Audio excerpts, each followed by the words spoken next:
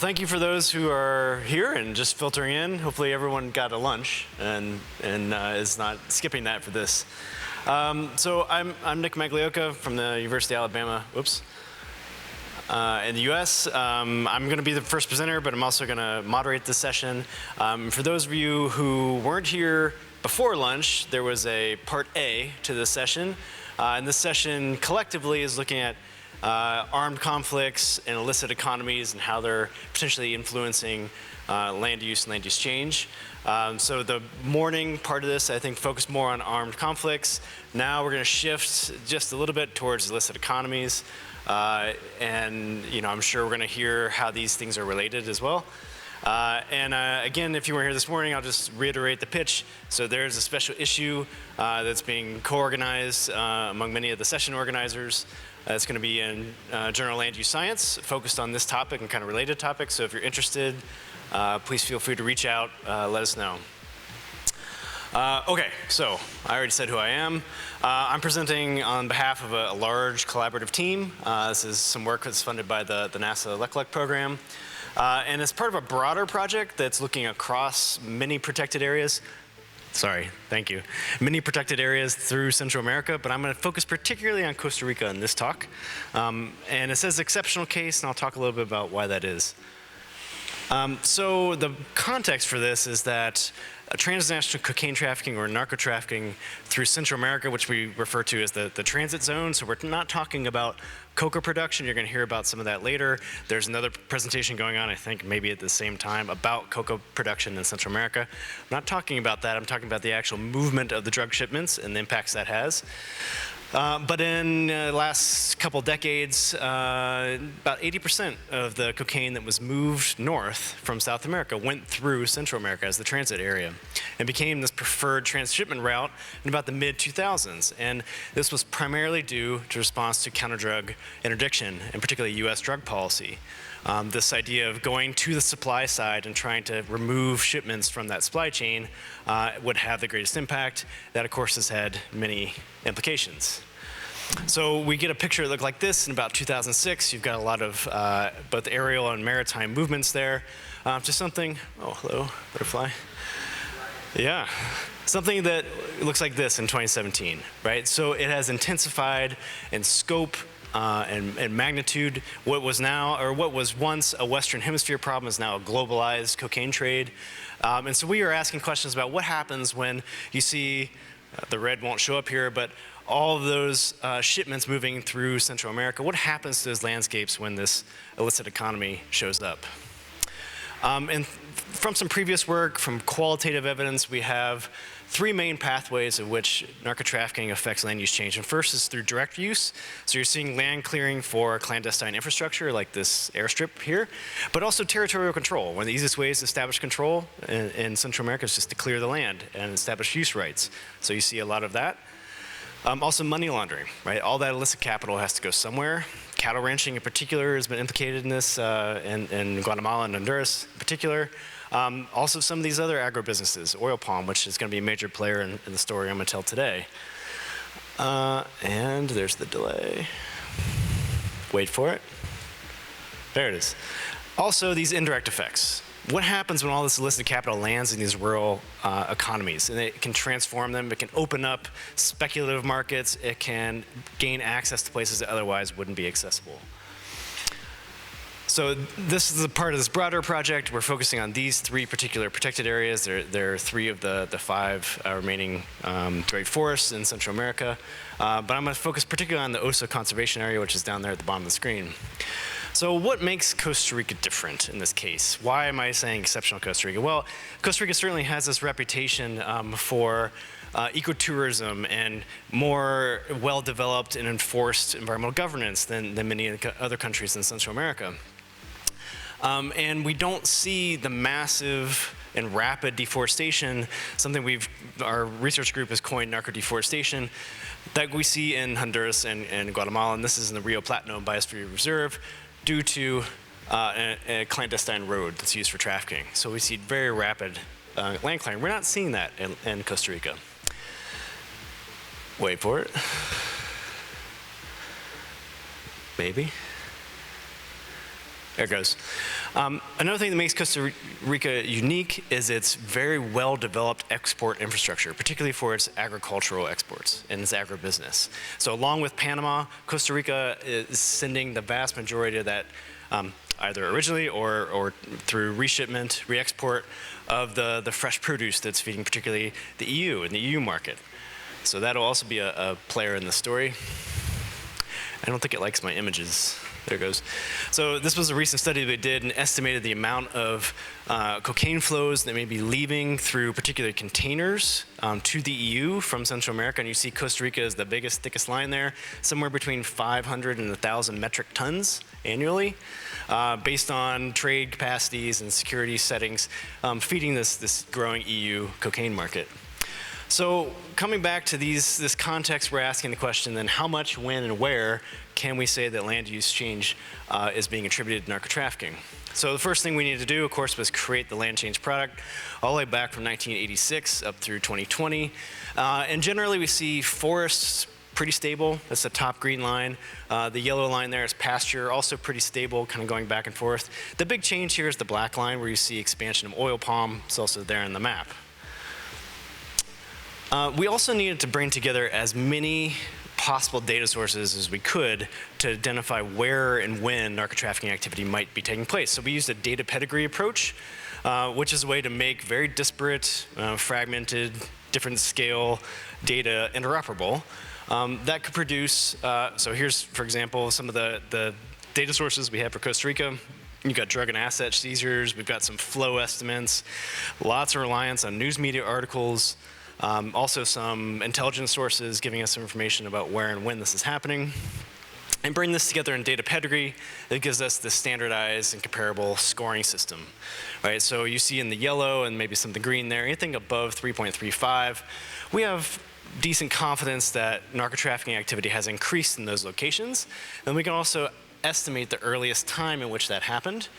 And because we've got multiple data sources trying to triangulate the time and location, we can make some uncertainty estimates of how precise do we think that timing is. And this enables us to do some counterfactual land change modeling. So the idea is that we locate these places where we think narco-trafficking activity is happening in a particular time. We're able to model then the trends of land use before that time, and then take that business as usual scenario and project it out and then compare it to what we've actually seen and estimate this effect size of having narco-trafficking present in those locations. So we used a difference in difference matching design. So not only are we matching locations based on composition of land use, but also previous trends and rates of change in those locations. Again, to estimate then the effect size on rate of change of land use, where there is narco-trafficking present and where it's either at low levels or absent. To do this modeling, used a 3D convolutional neural network model with a UNet architecture. And essentially, we're using these 32 by 32 pixel chips and using 4 time slices to create this volume in which we're trying to project that land use forward in time. The training data looks like this, so we can use all the time steps of observed data in the control locations. In the treatment locations, we use the data up until that year in which we think that trafficking activity increased. We used a hierarchical modeling approach where we start with more simple kind of binary maps and create this ag, non-ag layer.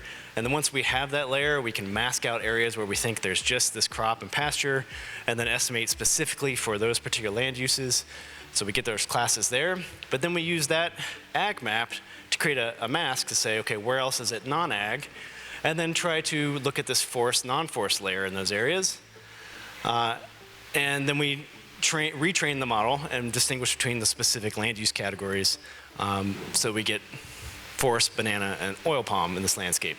And repeat this process for built and non-built. And then finally, the areas that are left over and masked out as none of those other land uses, we essentially just use the observed data because we know that from qualitative evidence, these are not the land use categories that are being influenced by trafficking. So I won't bore you too much with this, but this is what the training looks like. But you see, in particular, this model that was retrained then to look at banana, forest, and oil palm. Did particularly well for forest and oil palm. Those are the ones we're really interested in. Banana, there's not a lot of banana in this landscape, and so that's why that's so low. But we were pretty pleased with getting that high of a result. Then, once we've got this trained model, we do the prediction, where we feed it this 3 time steps of control data and try to then predict that 4th time step. And then we kind of iterate, right? And using that predicted data, replacing that in the observed time series. And so we're then able to project out this business as usual trajectory over time. Okay. And so the first thing we did was compared this kind of underlying rate, this business as usual rate between the control and treatment locations, and looking at that mean difference in those rates, just to check to see that this matching of underlying trends was well-founded. And generally it was. The crop category was a bit noisy. That's why it kind of popped up in this. So 1 time interval was 3 years, 2 is 6, and then the rest of the time series. And that effect disappears when you look at the rest of the time series. Otherwise, all the other categories are looking similar. But this is the important one. So looking at the difference of differences between the modeled treatment and control rates of change. And we saw that effect in the differences in crop rates disappears. But then we saw this interesting result of looking at forest. So forest in these places in which we think there's narco-trafficking activity consistently changed at a slower pace than in the control areas. And the effect was even stronger for oil palm, so almost 30% slower in places where narco-trafficking was present than in the control locations. And I'll get to why that is here in a second. And then just to show the sensitivity of this, so if we repeat this exercise and just use the observed empirical data, we get a much larger effect for oil palm, and I'll talk about why that is. The other trends look pretty similar to the modeling exercise. Wait for it. Don't count this against my time. Okay, so to summarize, when we had narco-trafficking present, forest loss slowed by about 9, 7, 5%, 3 to 6, and the entire time series afterwards. Controlling for the counterfactual, so the underlying change trends, that's about 180 more hectares of forest in places that narco-trafficking was present. In the places with oil palm expansion, narco-trafficking present slowed by nearly 30%, right? And this became non-significant after the 6-year time period. And this is, again, controlling for these counterfactuals and kind of the underlying trajectories of change. It's about 2,000 hectares fewer of oil palm when narco-trafficking was there. So why is it important that I showed you that first slide? The counterfactual modeling, rather than just comparing the empirical data, is trying to control for this non-stationarity in the process. So one thing that was happening in Costa Rica at this time was this boom of oil palm expansion responding to global commodity prices. But the plantations in which we think were infiltrated by narco-trafficking weren't really responding to that signal because they had other sources of capital and were being used for other reasons. And eventually they responded and expanded, but it was definitely a slowing, kind of moderating effect. Right? Almost. Okay, so one conclusion we take away this is that these indirect effects of narco-trafficking may be more significant than the direct. So, and here we're actually seeing this phenomenon of this like gunpoint conservation, a term I think that was coined in Colombia in particular, where the narco-trafficking presence is actually suppressing land use change and use it for cover. There it goes. And we're starting to see an expansion of the legal activities that narco-trafficking is infiltrating, particularly in Costa Rica, which has such a well-developed agribusiness industry and is trying to connect to this growing transatlantic cocaine market. So I think this explains a lot, well, it's one explanation for why so much volume is now going through Costa Rica and a relatively new phenomenon. And to make the point, and part of the motivations for the special issue too, is to say that these illicit activities, the armed conflicts as well, these are important contributions to land change that we haven't really grappled very well with as a community. So we need to start thinking about the role that these are playing, particularly as these illicit economies are expanding. So I'll end with that and look forward to any questions you have. Thank you.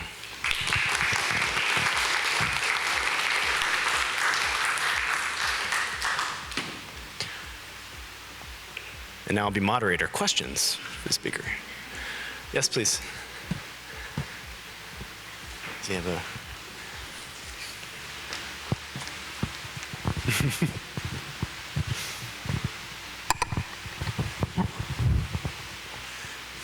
Costa Rica is famous for not having an army.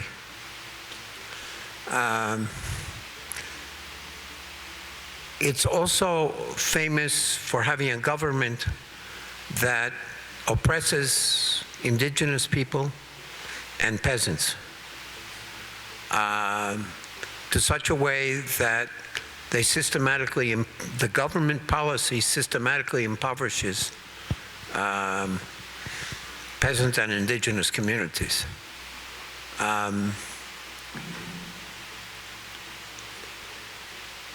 The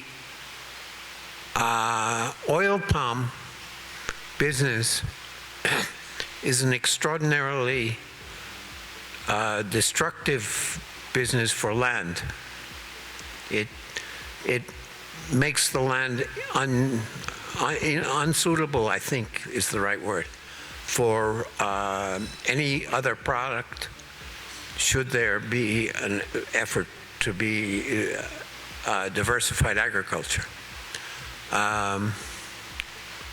The combination of these things would seem to me to mean that the peasant and indigenous communities would be actually open to collaborating with the landform transformation and the trafficking process so I'm asking a question about the socioeconomic and the socio-political differences in a country which is typically thought of as a non-military, peaceful, indigenous, tourist-friendly country that is actually an extraordinarily oppressive country for poor people. Does this model, does my comment enter into your analysis? So thank you for the question, and I understand where you're coming from. I think I would like to offer one caveat and say, yes, I agree with what you're saying about how Costa Rican policies, particularly under the recent administration, has been very oppressive for indigenous and local communities. But I think if you look at comparatively to the other neighboring countries, particularly Honduras, that is a narco state, it's a little different feel, a little different dynamic. But I think the same response comes in is that when illicit capital and traffickers come into these spaces, collaboration is not really an option. It's either coercion or take your land, right? So it's not a vehicle for empowerment or establishing ownership of the land. At least that's what we've seen in Costa Rica. And also in Costa Rica, because of this history you're talking about, the places in which traffickers are exploiting are these kind of established agribusiness areas, which have already been dispossessed from indigenous territories and local communities. And so the spatial overlap may not be very strong. Now I'm speaking mostly from the Osa Conservation Area where we did this work. I can't say if that's true because the dynamics are a little bit different on the Caribbean side, but at least from this area, this is my perception. Let me just ask without the microphone. It's affected the Pacific Coast fishing community so very, very strongly. Yes, it has. That's true. Yes. That is not part of this study because we've seen a lot of illicit capital circulating among those communities. We know that the fishing fleet is much larger than otherwise would be, and it's already over harvested. And there's a lot of good evidence to say that that's because of the illicit capital that's circulating there. So yes, that is important. We haven't really touched on it here because we're really looking at just the land-based changes. But you're right that there's definitely a connection there. I guess on the right. There's one quick one, yeah.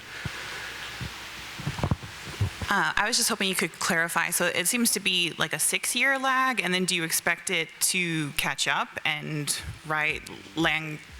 responding to palm oil commodity prices or whatever? So is it just a lag, or do you expect that lag to be longer, or eventually this will catch up with what you see in other places? Yeah, I don't know about the exact length of that lag. So what that analysis showed is that yes, up to 6 years, there was still this difference, and then over longer time periods, it kind of evened out.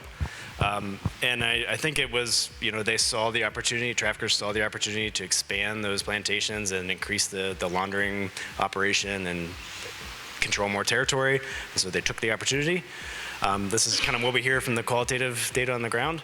But the slow response, I think, tells you that that source of capital was not particularly important, to tap into that commodity market. Good question, though, whether this is going to happen. So the analyses for Honduras and Guatemala are ongoing. I expect very different dynamics there. Can we do it later? All right, because I do have to moderate, too. So I can't just sit here and talk. Yeah, right. Okay. So unfortunately, our next speaker, Eugenia Rima, was caught in the catastrophe that was the Dallas-Fort Worth airport, which was shut down yesterday because of flooding. So I'm not sure if he's going to make it in time, but so we're going to try to go to our next speaker, and we'll see how it goes. So I'm going to invite Maria. Oh yeah, I got the right one. Sorry, Juliana Rubiano. Juliana Moreno. And I'll let you introduce Jeff. Can we get her slides up? Should be the third one, please. Thank you. Yeah. So hello everyone, my name is Maria Juliana Rubiano. I am going to present this project that we have been working on with Leonardo Aya, Luz Angela Rodriguez, and Mackenzie Johnson. It is titled People, Protected Areas and Coca, Recognition of Injustice and Deforestation in Caquetá, Colombia. So I'm going to talk to you about how coca crops are expanding into protected areas in Colombia. So Colombia is a major cocaine producer. Recent data has shown that in 2023, we have the highest coca crops in history, the highest amount of coca crops in history.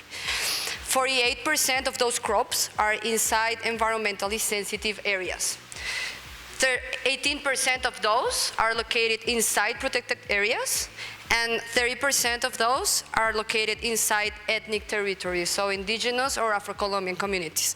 You can see this relationship in this map, so you can see the coca crops in red, parks in green, and with the black lines you can see the parks that have presence of coca crops for the latest data. So this is a major issue because why? So first, coca crops contribute to direct and indirect deforestation. At the same time, they are associated with environmental degradation, as our previous speaker just told us. And they are key to livelihood securities of local communities in Colombia. So, Colombia's government has approached this issue designing and implementing policies aiming to contribute to a triple win. So they want to create policies that promote conservation, at the same time combat drugs, and at the same time promote peace. But however, we still lack knowledge of the socio-ecological interplay of conservation and anti-drug policies. We still don't have much information about that interaction. So to address this gap, we did a case study, a qualitative case study in the Amazon region of Colombia, in the Caquetá department, where indigenous and peasant communities are living inside the national park. We conducted 36 interviews with peasants, park officials, NGOs, and ex-combatants of FARC, the previous guerrilla, and we conducted 2 participatory workshops. So, in a nutshell, what I want to convey in this presentation for you is, 1, campesinos, Colombian peasants. They have been marginalized by the intersection of conservation policy and drug policy. So they are conceived by the state, by the government, as invaders of protected areas that drive deforestation and environmental degradation at the same time. And they are also perceived by the government as criminals. So they are criminals that perpetuate the illicit drug economy, despite the development of coca crop substitution programs that have been there in place for decades. So this generates a double illegality for peasant farmers. They are being penalized on two fronts, with the conservation policy and the drug policy at the same time. And these fragmented government policies, what they have created is a virtuous cycle, exacerbating deforestation and further amplifying the agricultural frontier. So our results. So are they really invaders of the Amazon? So what we found is that this agricultural expansion of the Amazon was really driven first of all by the government of Colombia and by international organizations. So yeah, first, that is a first point. Then armed conflict in Colombia has generated displacement from the Andean region to the Amazonian region of Colombia for decades. And this is an important part, the one that is in red. They arrive to the Amazon because of the lack of available land inside the agricultural frontier. So they are always searching for arable land to where to develop their livelihoods. So the colonization of the Amazon has been seen as a critically important process for state building. So what has happened with conservation in this particular park in the Caquetá department? So conservation policy in Colombia only recognizes ethnic communities that are living there, not peasants. So a state perceives peasants as illegal invaders by ignoring their historical settlements that we have seen in the previous slide and their role in local environmental governance. So just an example of how this is manifested in real life is this park, this national park was declared in 2002 under a co-management scheme with the indigenous Inca community. And it was not only until 2005 that the peasants that were living also there, they knew that the park was declared on top of them. So now the park was being overlapped with their plots. And this has generated two effects. So an unequitable distribution of benefits between the indigenous and the peasant communities, and the effects on peasant livelihoods due to new environmental restrictions that specifically apply to them, right? So they have limited development opportunities, and they have no opportunity for land titling in the future, because that is now the government's ownership. And the park declaration has had an unintended effect. So now land is much more expensive outside the park. So outside the park, the land is approximately, what they have told us, is 10 times more expensive than inside the national park. So this is further incentivizing deforestation, because landless peasants who are looking for land since the beginning of the colonization of the Amazon, they are incentivized to locate inside the protected area because of low prices, right? And then what's happening with coca crops? Are they really criminals? Yeah. So coca crops is really a livelihood. So, and this is a livelihood especially important in remote areas. So in areas where is limited arable land and lack of basic infrastructure for commercialization, right? This is also an option for landless peasants because they can work as coca harvesters. At the same time, coca provides a secured income because it's purchased at the farm gate by the armed groups. And at the same time, it provides a decent income that is comparable to coffee production. So you can see it's like $160 or $400 approximately. And they usually spend that money in child education or house improvements.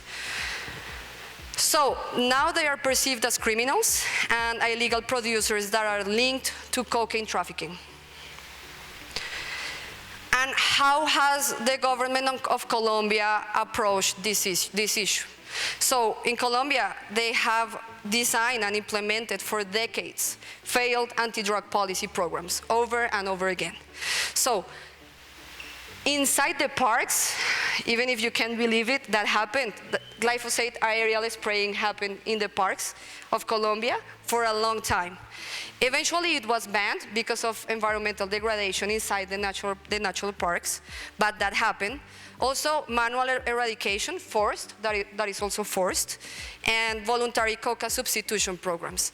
These programs have failed because they haven't addressed the structural causes of coca production, and they have real-world impacts. So we are seeing spillovers because peasants and with their coca crops, they are going deeper into the forest to avoid those forced eradication strategies because it's harder for the police and the army to enforce those programs.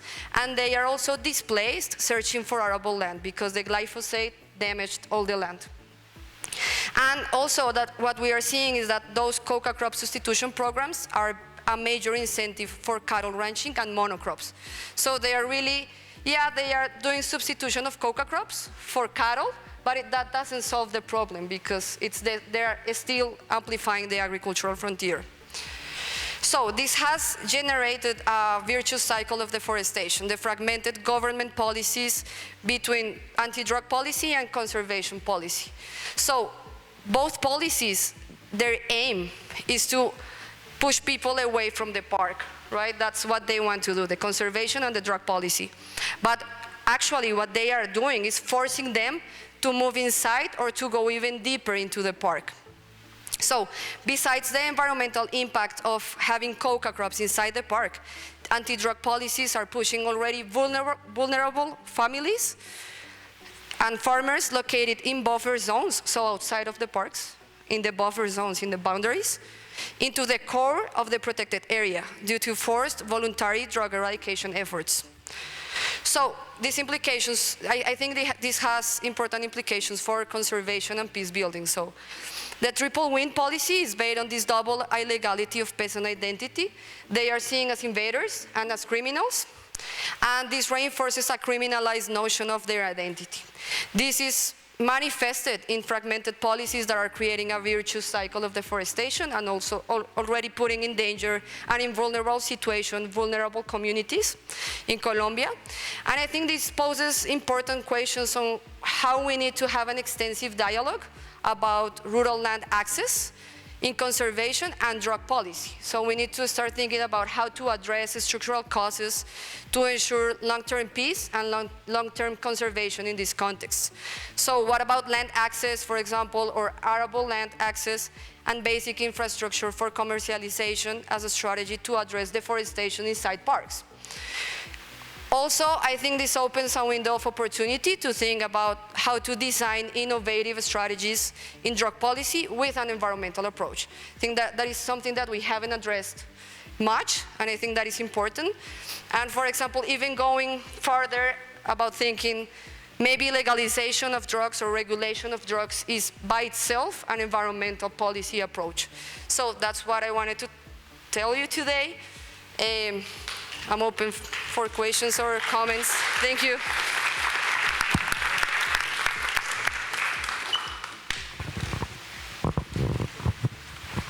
Thank you. Gracias por la presentación. I have a question concerning the government for the last 2 years. The new government has had a new approach to the drug policy and to environmental policies. Or at least that's been the discourse, right, ever since President Petro arrived to power. How has that changed for, things for coca-growing peasants? Yeah, thank you for your questions. I think that's really important because of the shift of the government and the approach. But really what we have seen is that the drug policy hasn't been implemented really in this government, in this Petro government. They are designing a new approach, but it is not arriving to the peasants already. And the PENIS, that is the biggest coca crop substitution in the world, is the one that we have in Colombia. They have an environmental approach that is based on tourism, payment for ecosystem services, but they are really limited and they are not solving the structural causes, that is land access. So that is like the missing key that is in the environmental approach of drug policy. Yeah. Hi, thank you so much. Really great presentation. Thank you. I apologize because my question is very similar to the previous one, but I'm not sure if you've seen the concesiones forestales campesinas. And if you could just talk a little bit about what you see as the prospects for fighting, building something different, understanding that there are also broader structural issues that need to be addressed too. Yeah, and yeah, the zonas de reserva campesina also, right? Yeah. Or The new figure. the new one. Yeah. I think that is a good approach, and I think that solves a problem that has been in Colombia because of the baldíos, so the lands that are from the state and are allegedly without people.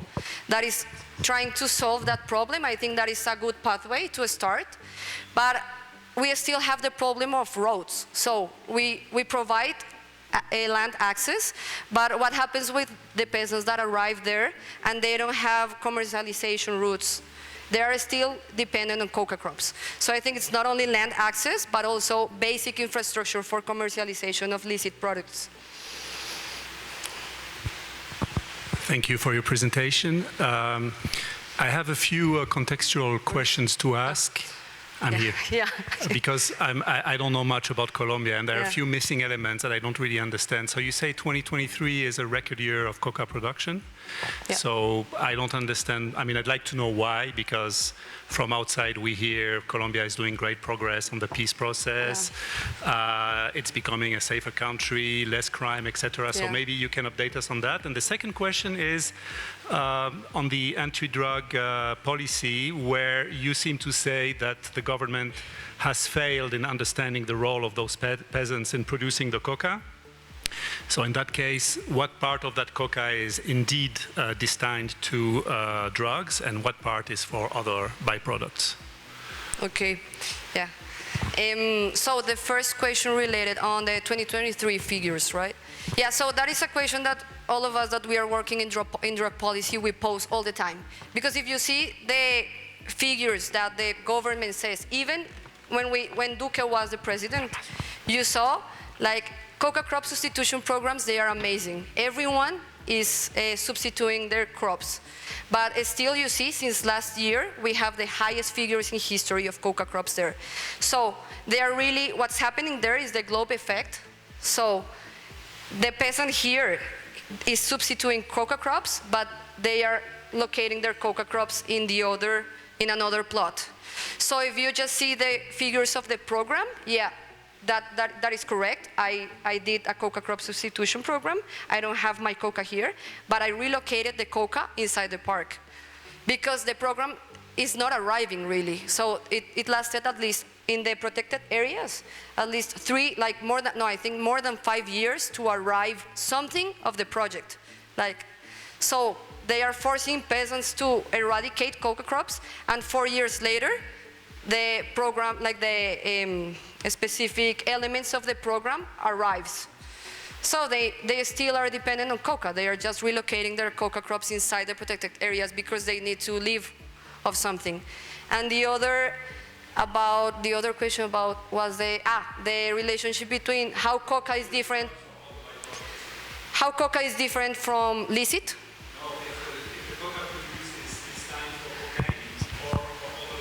No. Yeah, in Colombia we don't have much history of coca consumption, like for example is in Bolivia and Peru. So most of it goes to cocaine production, but that is most of it performed by armed groups. So for the peasants, the coca crops are just like a banana or a orange or a fruit that they have in their plots. So it's basically the same for them. Yep. Okay, and with that, effort to try to keep us going. So help me thank Maria. Thank you. Lots of good questions. We'll hopefully have some conversation after the session, the coffee break. So to keep us moving, I just want to welcome Owen up here and let you introduce yourself. There you go.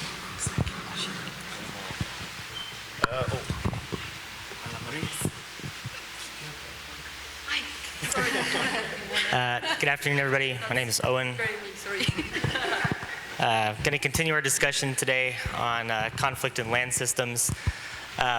Maybe moving a little bit away from the economic aspects for a minute. Maybe this should have been in the morning, but anyway, I'm going to talk about the Caucasus a little bit as Hoek did earlier. My co-authors are listed there. Unfortunately, I did not acknowledge that this was originally a NASA project funded at Boston University. And then it went through, followed me through a couple of other institutions. And we had some wonderful partners at the Georgia National Forestry Agency. So let's hope, yeah. So I'm going to give the punchline up front for how we've kind of reframed this paper that originally was looking at policy differences in Caucasus countries. But now we're thinking that conflict undermines the institutions that we were actually originally aiming to look at, in addition to directly damaging forests. And so in what is recognized, in the territory that is recognized by most countries in the world as belonging to the government of Georgia, there are 2 occupied territories that were at the center of conflict between Georgia and Russia, which have higher rates of forest degradation than other regions in the Caucasus. And you know, originally we were thinking, well, if we believe in kind of this good governance hypothesis, and Georgia ought to have better forest outcomes because it has better institutions than these other Caucasus countries. But it didn't appear to be that way. These diverging institutional trajectories since the end of the Soviet Union, we didn't see any difference really in forest outcomes over our time period. But when we look at the difference between Georgia and the other countries in the Caucasus and those occupied regions, we see higher forest degradation in those places. And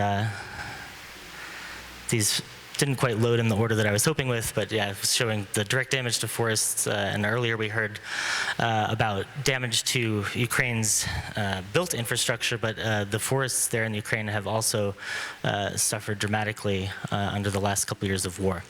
And then we kind of, throughout the presentation, I'd like to kind of keep in the back of your mind this question. So in these areas that are characterized by conflict, perhaps institutional differences might matter less than a lack of institutions, or at least undermined or weak institutions. And thinking about how does conflict drive forest degradation via institutional decline, or even outweighing policies that might be implemented if we assume that those policies are sort of normatively pro-environment in the first place. So our original research question, we were saying, are there discontinuities, or are there differences in forest degradation between Georgia and other Caucasus countries?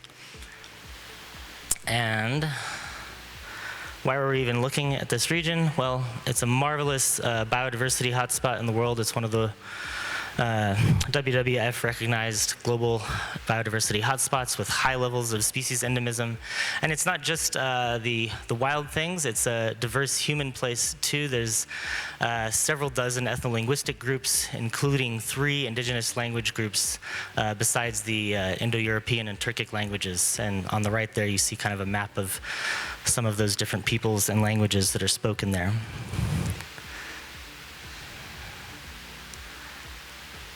So, to the initial hypothesis that drove this, you know, this was part of a series of studies of Georgia and the Caucasus, looking at land cover and land use change, and we were curious about the institutions in Georgia, and Georgia had a reputation, at least until maybe quite recently, that it was orienting itself towards Europe and the West in terms of its political and economic arrangements.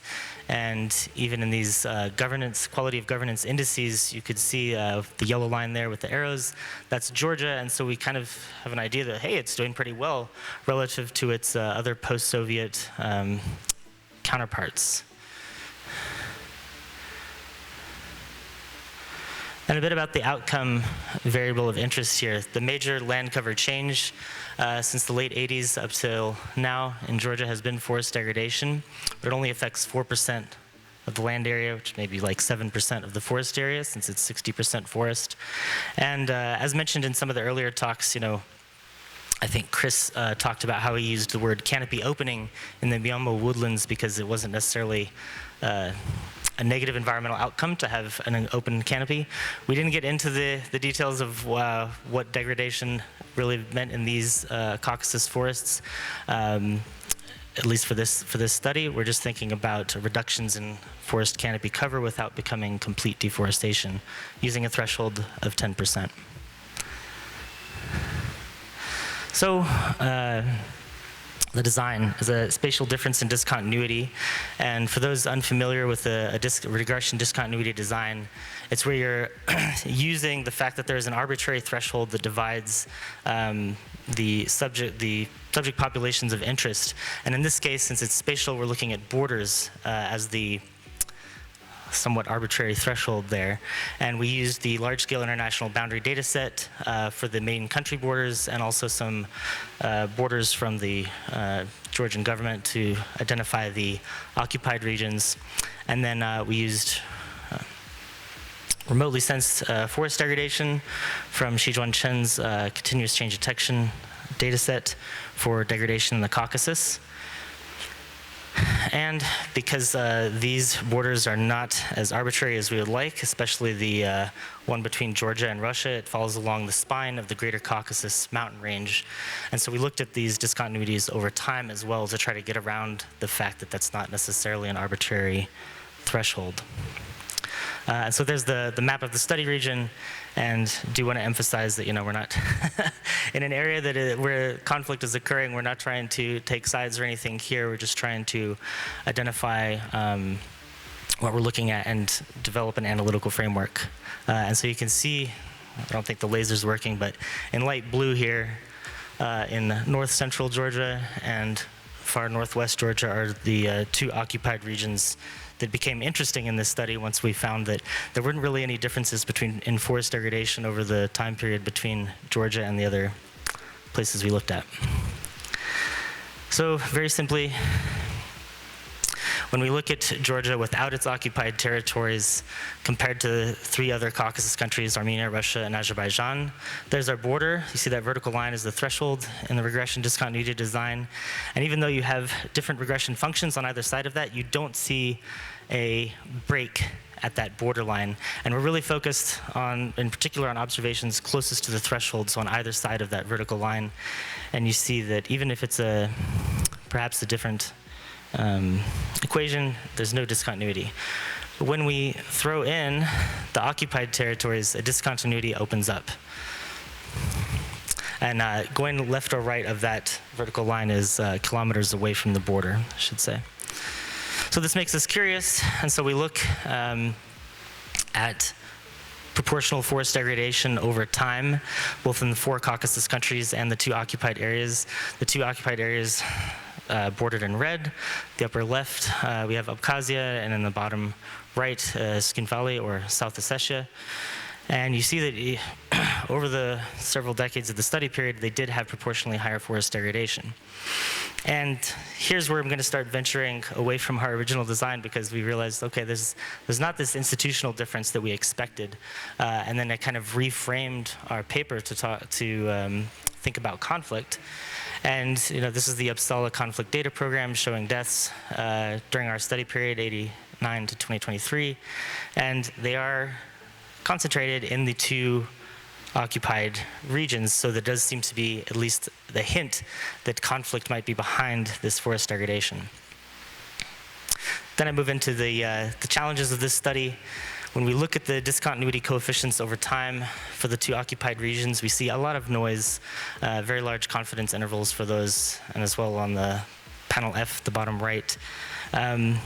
And it's unclear at the moment whether that is because of the small size of these territories relative to the other areas that we're looking at, or remember that I said it's only forest degradation is only 4%, affecting 4% of the land area, so it might just be a very small signal to be looking for. Just a quick thing on trying to see whether this discontinuity was legitimate or not, and one of the things you can do is arbitrarily move that threshold. So if you move the border away between this left-hand side panels and the ones in the middle, you see that the discontinuity is there with the real border, but with the fake border in the middle ones, it is not so much. And then for the second one, South Ossetia or Skin Valley, it's very unclear what happens there. So I know I'm running through time, so I will get to the conclusion and say that we believe that as a result of this, that occupied territories do have higher rates of forest degradation. Georgia ought to have had different forest outcomes based on its institutional trajectory. It appears not to have done so. We observe that jump, but with large confidence intervals. And so additional questions, I mean, I'm kind of new to the conflict in land systems part of the GLP community, and so I'm in a way here to learn from you, and I really am curious about how, I think some of the other talks have mentioned, how do we really connect conflict causally to the outcomes that we observe in land cover? And in policy implications, I was talking with someone last night about the talk, you know, and I was like, in these conflict regions, should we, and we don't see that institutions are perhaps doing their job of conserving the environment, should we kind of refocus our efforts more around peace first, and then like work on these more detailed policy questions?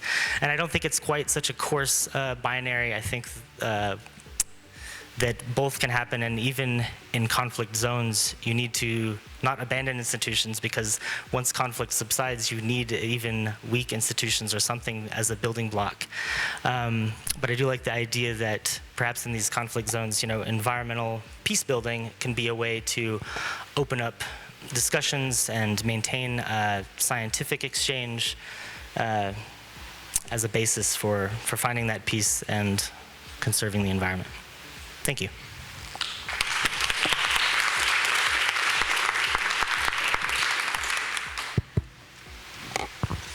Questions?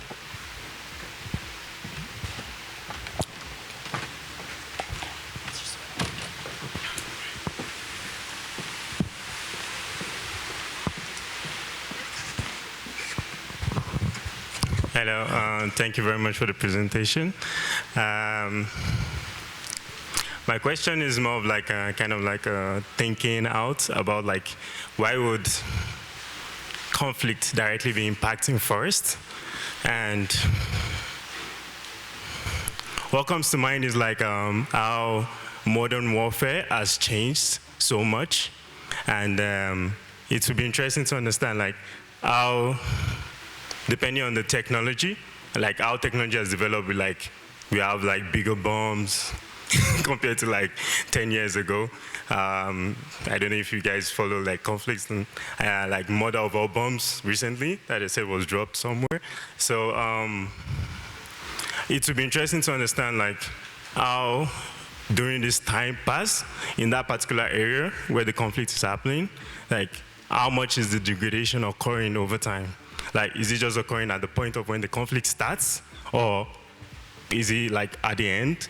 Because, yeah, I don't think like directly people are fighting to just burn up the trees. So it would be interesting to see that.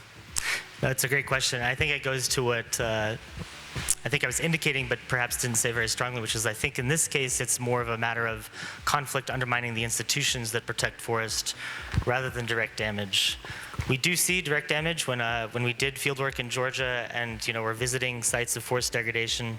There were two main buckets. The first bucket was basically, small-scale forest degradation that had occurred because people are just getting firewood or other things like that. But one of the areas was it was one of the biggest areas of degradation, and it was almost more like a deforestation event caused by a bomb that started a very large forest fire. So there's a bit of that. And I think, missing from this presentation currently, but something that we'll work on, especially because I think Dr. Yin mentioned it earlier, is establishing the time lineup and looking at like, well, when did the severe conflict events occur, and does that line up with what we observe in the degradation events as well? So it's a good observation. Yeah. Thank you very much. I assume you have very strong econometric background. I was wondering if you integrate this data from remote sensing, and it has some degree also of the uncertainty, if you can somehow incorporate into your econometric models to see some kind of the deviations, what is defined degradation. I mean, degradation in general is very hard to define, so I was just wondering what is your methodological approach to deal with these issues. Thank you. Thank you, Dr. Prishchepov. It's a good question, and I do admit to relying heavily on both remote sensors and economists to help put all of this together, and I feel sometimes like I'm just picking up their tools without full instructions. But no, we did have economists on the paper, trying to monitor the degradation design, and it's shortly, I would say that there's not an explicit incorporation of the accuracy assessments of the degradation data in there, but I know that Shijwan did that analysis with the release of her data, and so it might be an important thing to acknowledge what's in there. I don't know, open to ideas. I'll ask. It's not a quick question, but I'll ask it quickly. When you say conflict undermining institutions, could you clarify a little bit what you mean by that? So it looks like there's kind of like a core periphery thing happening where, right, you might see weakened state presence as you get closer to conflict areas, or so are you talking more about like the presence of the state or the ability to enforce, or what aspect of institutions could you think about as being weakened by this? Yep. Great, not a bad question, a good question. Both, I think, both somewhat the absence of the state and weakened enforcement. And at this point, I mean, it's sort of a bit of a frozen conflict, right? Like the main intensity was in 2008 for some of these, and then Abkhazia was sort of a but like associated with this sort of civil war and sorting out of things immediately after the collapse of the Soviet Union in the early 90s. So to some extent, I think that the conflict undermining institutions is the absence of the state in those areas, or just low state resources. Now, as I said, so it's stabilized a bit in these occupied territories, and so I think that at this point it's a bit more of just there's not resources to do it, and there's not a push. One interesting thing that I know, sort of a singular event that drove some of the degradation in Abkhazia, according to our Georgian collaborators, was actually in the run-up to the Sochi Olympics. There were events basically harvesting wood to build for the construction materials. So that is state presence, but in sort of a disputed region. Okay. All right. Thank you, Juan. Yeah, thank you.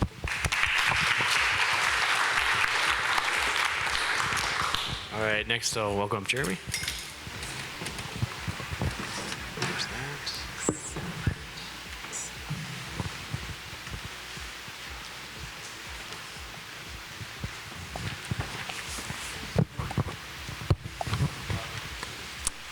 Hi everyone, I'm Jeremy Allen, a PhD student, new PhD student at the University of British Columbia in Canada.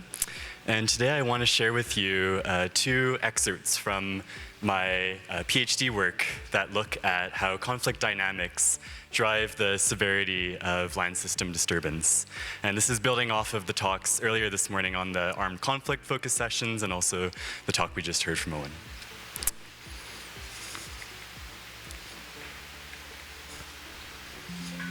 So we know from past research that armed conflict can both increase forest cover and agricultural productivity, but also it can decrease it.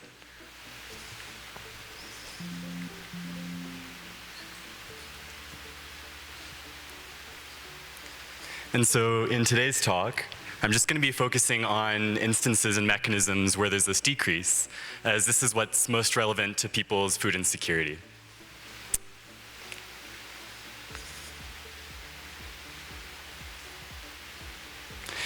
So we can think of many contexts where these phenomena, these mechanisms are taking place, but what is it exactly about conflict that determines just how severe those decreases in agricultural productivity or forest cover are? So this is the question that's overall guiding my talk today. And so we know from research work that we just heard earlier this morning, the two main variables that have been identified driving this severity are conflict intensity and the proximity of conflict events to a particular area.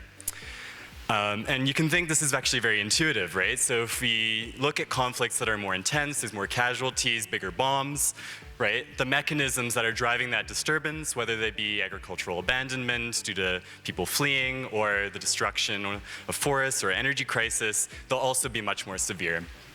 But these factors on their own don't determine necessarily how severe those declines will be. And so what I want to do today is just introduce 2 case studies that pick up what others have already identified, which is the role of conflict type or conflict dynamics. And so the 2 case studies I'll be looking at are in Central Asia, particularly on the border between Tajikistan and Afghanistan.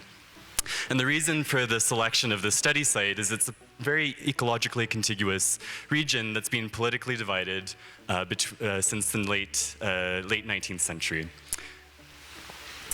And so partially as a result of this political division, we see different kinds of conflict taking place on different sides of the border at different times. So in the 1980s, we have the Soviet invasion of Afghanistan. In the 1990s, we have a civil war in Tajikistan after the collapse of the Soviet Union. And so the contiguity of this region allows us to, and the difference in the timing and the location of these conflicts, allows us to ask questions about the causal impact of conflict on the environment with a plausible counterfactual for areas adjacent where no conflict is taking place. And so in my first case study now that I'll look at, I'll be looking at the impacts on agricultural land. I'll be looking at the Soviet invasion in the 1980s. And I'll be looking in particular at a chapter of this conflict that took place in a province called Panjshir. So this was one of the most intense episodes of the conflict. And I'm using the adjacent Badakhshan province as my no conflict control. There was relatively little conflict there. And at this time, as you know, the classic data sets like UCDP or ACLA didn't exist. And so what I'm doing is I'm using point data from the organization, the Halo Trust. So they went into Afghanistan in the 1980s and they did a lot of the demining work that we see today. And they have a record of all the places that they went in and got rid of the landmines and removed the bombs. So we have a very clear idea of where all of this conflict was taking place. And essentially, as soon as you cross into the adjacent province, all of that drops off. And so just as a very coarse understanding of how this impacted agriculture, looking at the vegetation health anomalies in agricultural land during this period, we can see in Panjshir province that there was significantly higher anomalies, negative anomalies. And so the follow-up question here is what's driving the severity within this province, within the conflict-affected region? So this is just a zoom in on the data points. And this is just a map. As you can see, it's a very limited area in terms of its agricultural extent because of the terrain. These are the anomalies. And just looking at the relationship between these 2 variables, this is just a stratified sample of the points. There's not really a relationship that we can pick out here between the classic measures of intensity and proximity with the response from our agricultural anomalies. And so this led us to start looking at dynamics themselves. So this is a schematic looking at this region, looking at Panjshir. And as you can see, it's extremely mountainous terrain, and it made the conflict essentially limited just to the valley floor. And all of the attacks that took place, we know, came from that one red military base and proceeded up the valley. And so we looked at the distance to the valley entrance as a proxy for this direct conflict. The unexploded ordnance points, they're a great way of understanding where conflict took place overall, but this is limited just to remote violence, right? Bombs being dropped or landmines being laid, not to the actual battles. And so interestingly, there's a much stronger and quite significant linear relationship between this proxy for direct conflict and the disturbance to agricultural vegetation. So the takeaway here essentially is that when we're looking at conflict in general, it's really important to take into account and separate out direct conflict versus just bombs being dropped in general. So I'm going to pivot quickly to the Tajik Civil War and look at how this impacted forest cover. So in this case, we're going into the 1990s now. The control and the treatment are reversed. So Tajikistan is a conflict area, and the relatively, or the completely untouched Badakhshan in Afghanistan is the no conflict control. And so kind of touching on what people talked about before, the expected trend here is for when conflict happens in this kind of context for forest cover to decline. So this is the opposite from the gunpoint conservation that was discussed earlier. And similar to my kind of first hypothesis about within a particular conflict region, how different the effect differs, I'm expecting that the different types of forest will be driving the severity of the response of deforestation. So in particular, orchards will either continue or increase and timber to drop off. So these are some very preliminary results looking at one portion of the border. As I continue to process data. And so this is imagery from 1968. It's a bit difficult to make out, but you can see there's some trees at the very top, at the edges of agricultural plots. And it's relatively balanced between the two sides of the border. Moving on now to 1978. One thing that's really interesting that comes in is there's this plantation that is appearing at the bottom right side of the village there, and essentially a continuation of forest cover on the Afghan side. And if we overlay this with the trends in vegetation health during the Civil War period, we can see that the area that was planted towards the end of the Soviet period, which is in line with a lot of other work on Soviet forest programs that were taking place at this time, we can see that it was these newly planted areas that were completely cut down. And this new green that's appearing is actually, it's a bit difficult to see in modern imagery, it stands out quite clearly. This corresponds to new settlements and new houses that were brought in. And so it's too early to present any statistical results or findings, but the story that, and then what I would like to say and discuss about this is that what's driving the changes is the fact that there was a blockade imposed on this province during this time, and it wasn't just a result of institutions breaking down and people wanting to go in and take forest wood in general for fuel, but the fact that it was a food crisis. People were unwilling or didn't want to cut down the trees that were providing them with food, with fruit, and instead went to look for the new forest plantations that didn't provide the same level of benefits and value to them. And so the takeaway here is that whether we're looking at agriculture, agricultural productivity, or forest cover, taking into account the context and the actual dynamics of a given conflict are really important for quantitatively understanding what drives the severity of impacts. And like others discussed earlier, hopefully understanding the impacts of conflict better and what drives severity can help to guide interventions and post-conflict recovery. So thank you very much.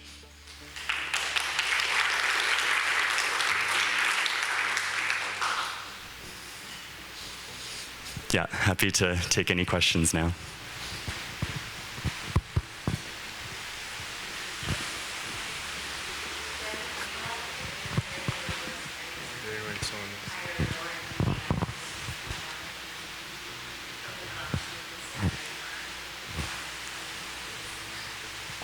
Sorry, the overlap. Oh, yeah. Sorry, yeah, great presentation also, by the way. No, I was just wondering, because you had the data set before with the super interesting point data of where they disarmed and how that, or maybe I'm misunderstanding, it's a different region altogether you were looking at, but if it's the same, was there overlap too in terms of where there was displacement and the density of those armed conflicts? Yeah, thank you for your question. So the two areas that I was looking at are different, and they're on different sides of the river. But it is interesting, even I wasn't able to talk about it too much, but if we were to zoom back into the anomalies map, we can see in different parts of the valley, there's actually positive anomalies, just like we see in the kind of forest cover change map, how there's that green that comes up. And so that's kind of one of the things that's interesting and that has come up in other people's work, that it's not a simple decline one way or another. There's people who are moving elsewhere that are potentially wanting to cultivate or expand land, or build their houses and then plant trees next to those houses, often orchards. So it's, with all conflicts, it's very complicated, but there's these kind of stories that we can unpack from, yeah. Hi, Jeremy. Thank you very much for your presentation. It was nice to see another dynamics to like how different kinds of conflicts can also mean like different type of things for the land systems themselves. You mentioned something related to wood throw, and looking at that time, maybe bioenergy was also common in that era at that time. So how much? Yeah, because you touched more on the crop side, so I wanted to know like how much did the need for bioenergy or like wood throw impact the systems themselves? Thank you. Yeah, thank you so much for that question. Absolutely, that's something I didn't discuss at all. But during this period, there was, because of the collapse of the Soviet Union, this region lost a lot of the subsidies, fuel and fodder subsidies that were coming from the central government. And so that's the reason for this, this hypothesis of a decline in forest cover. As you mentioned, yeah, people are going in and collecting fuel wood. One thing that I'm hoping will become more clear with talking to people and having discussions is maybe biophysical attributes of certain trees or certain kinds of plots. Maybe the newer plots, they're not as useful for use in firewood. So hopefully that will be.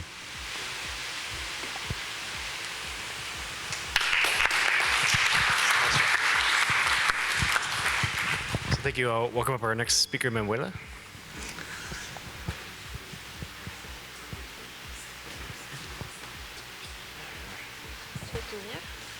Yes.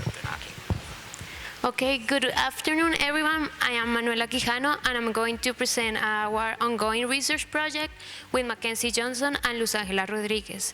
The name of the project is Mapping the Impact of Land Cover and Land Use Change on Conflict and Peace Dynamics in the Montes de Maria in Colombia. So we thought about this project because in research we have seen that conflict is reshaping landscapes and ecosystems. However, they are poorly documented. And if we see those articles, how they have seen historical patterns, there are even less studies that see like long periods of these changes. And understanding these changes and interactions of land changes with conflict and peace dynamics is crucial at creating long-term peace. So that's why we wanted to see how in Colombia these interactions are being understood. So we have seen that in Colombia, most of the studies have been done after 2016, when the peace agreement between the state and the FARC took place. And also that most of the studies are done at the national level. So we are missing the local component. For the people that do not know, from 2000 to 2023, we have two peace agreements. The first one with the paramilitaries, that was from 2002, and ended up in the demobilization in 2006. And the second one is with the FARC, which is a guerrilla group, that is from 2012 that the peace talk began, and it ended up with the signature of that agreement in 2016, but we are still in the implementation process of that agreement. So our objective is to assess the interplay between conflict and peace dynamic with land cover land use changes between 2000 and 2023, and also identifying ongoing challenges of the peace building in the Montes de Maria. The Montes de Maria is a crucial area in Colombia because of the location that it has, because it has the proximity to the Caribbean coast of Colombia. It's also a drug corridor and has the presence of one of the most vulnerable ecosystems, which is the tropical dry forest, and also has a history of resistance and collective actions of the communities in the territory. We focus mainly in the municipality of El Carmen de Bolívar because this one, compared to other municipalities such as Maria la Baja, has less studies seen at this interaction, and this one has the highest rates of homicide, displacement, and land concentration. So we wanted to focus on this municipality. We work with 5 veredas, but 6 different productive associations of campesinos in the 3 different zones of El Carmen de Bolívar. The high zone in blue, the middle zone in orange, and the lower area zone in green. We use different methodologies, which is literature review, walk-in interviews, semi-structured interviews, and cartography participatory workshop. And also in this moment, we're trying to incorporate remote sensing to match the maps that we did with the communities. I'm going to present you in these results the timeline done with the communities in the workshops. And yes, so before showing you the results, I wanted to tell you that in general, I'm going to talk about a general picture of the results. However, we have seen that the socio-environmental conditions present in this municipality also affects the way that the land is changing. So for example, in the high area, we have seen that the access to water and the avocado crops has a greater influence in the land changes. In the middle area, we have seen that the NGOs relationship and also the proximity to the downtown area and the exportation of crops has greater impacts on the land changes compared to the other zones. And lastly, in the lower area, we have seen that the implementation of timber crops has higher impacts on the land changes. So that is like seen a little bit more in detail, but I'm going to tell you about the general picture of the changes in the municipality.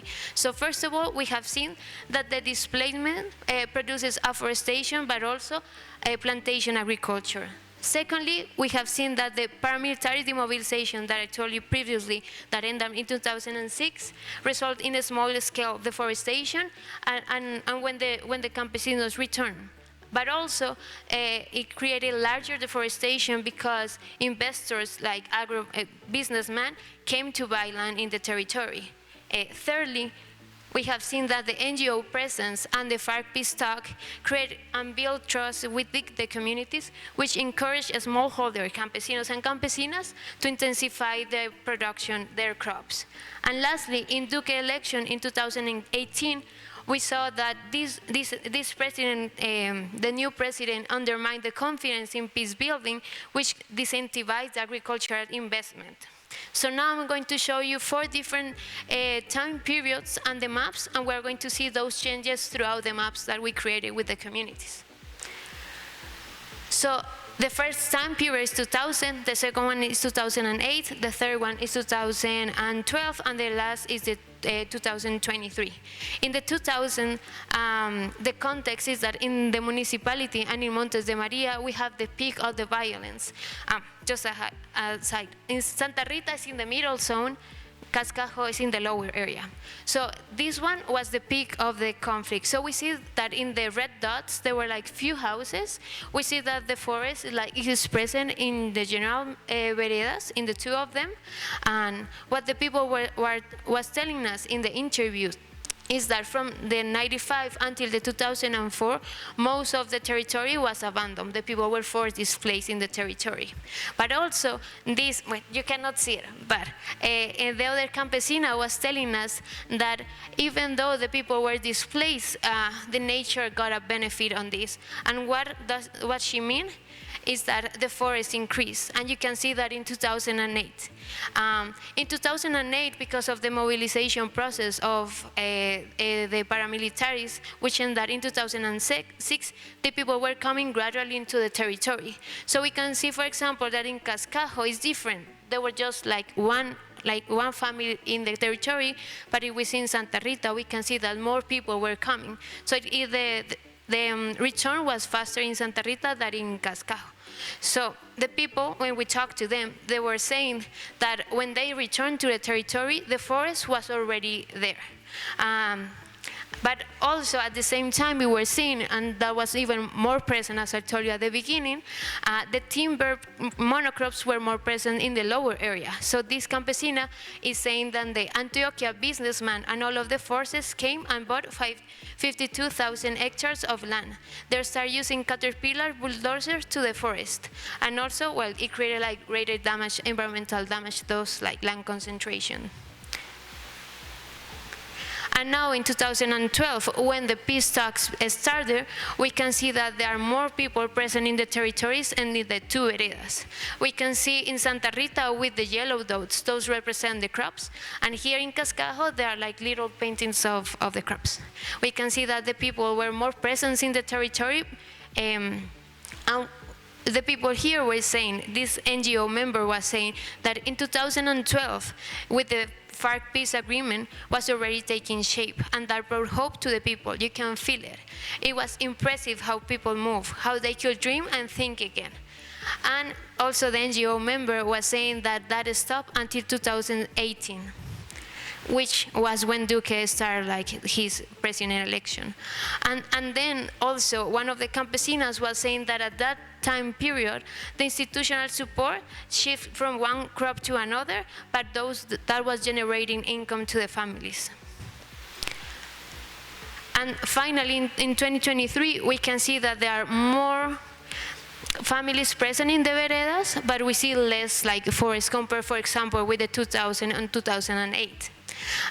However, when we were doing the interviews, we were seeing that at that point, the conditions that the new armed groups were present in the territory, we can see that in the photos, those are like the initials of new armed groups present in the territory, are undermining the trust and the network of the communities we're building, and that is disincentivizing the crops that the people are doing and the decision making that they are doing in their land. So now they are not sure what they are going to do in the territory because they are seeing like new dynamics of armed groups present in their territories.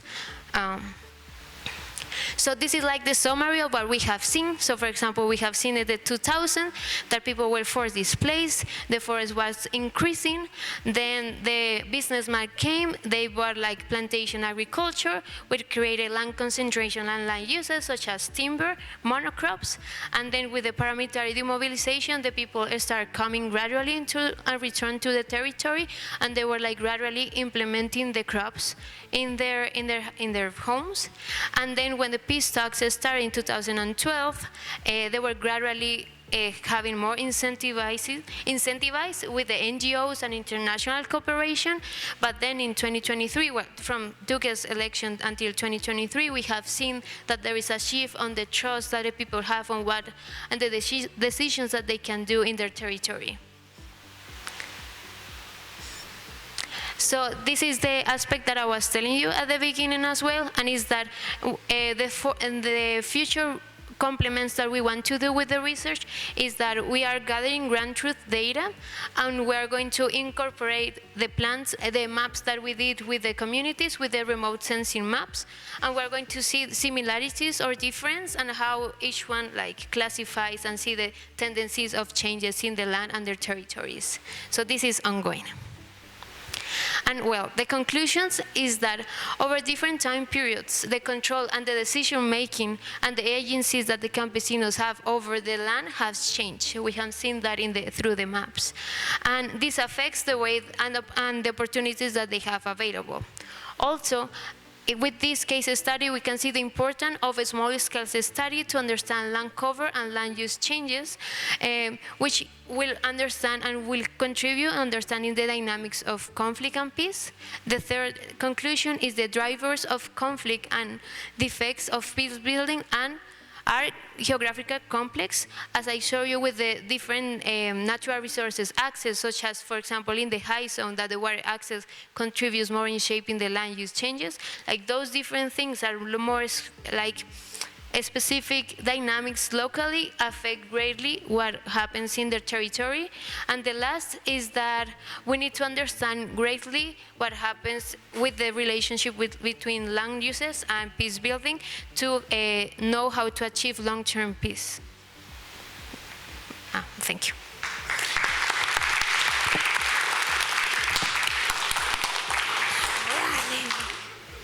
Time for one question.